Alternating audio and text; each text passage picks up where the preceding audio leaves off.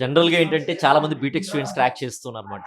So, కానీ చాలా risk తీసుకొని ఎందుకంటే ఇంటిగ్రేటెడ్ ప్రోగ్రామ్ డిగ్రీ మీరు చూజ్ చేసుకున్నారు. ఆర్ట్స్ బ్యాక్‌గ్రౌండ్ చూజ్ చేసుకున్నారు. రిస్క్ అనిపించలేదా? తర్వాత లైఫ్ అనేటువంటిది ఒకవేళ ఇది కాకపోతే ప్లాన్ బి ఏంటి? ఆపర్చునిటీస్ తక్కువున్నాయి గదా! అనేటువంటి ఆలోచన చాలా మందిలో ఉంటుంది కాబట్టి, ఆన్ థట్ నోట్ మీకు రిస్క్ అనిపించలేదా ఎప్పుడు గూడా? రిస్క్ ఎప్పుడు అనిపించలేదండి. బ్యాక్ ఆఫ్ ద మైండ్ నాకు ప్లాన్ బి ఆప్షన్ కూడా ఉండేది. ఇందాక చెప్పినట్టు జేఆర్ఎఫ్ క్రాక్ చేయడం జరిగింది. అసిస్టెంట్ ప్రొఫెసర్ సైడ్ వెళ్దామని ఆలోచన కూడా ఉండేది. అండ్ ఈ ప్లాన్ బి ఐడియా అనేది మా ఫాదర్‌కి డెడికేట్ చేస్తాను. Because he has seen me from the last 9 years నేను పడే స్ట్రగుల్ చూసి, no you have to explore other options అని చెప్పి ప్లాన్ బి ఎలా ఉండాలి, పోస్ట్ గ్రాడ్యుయేషన్ చేపించి, జేఆర్ఎఫ్ ఎగ్జామ్ రాయించి ఇవన్నీ ఆయన ఒక ప్లాన్ నాకన్నా కూడా ఆయన ఎక్కువ ప్లాన్ బి వేసుకున్నారు.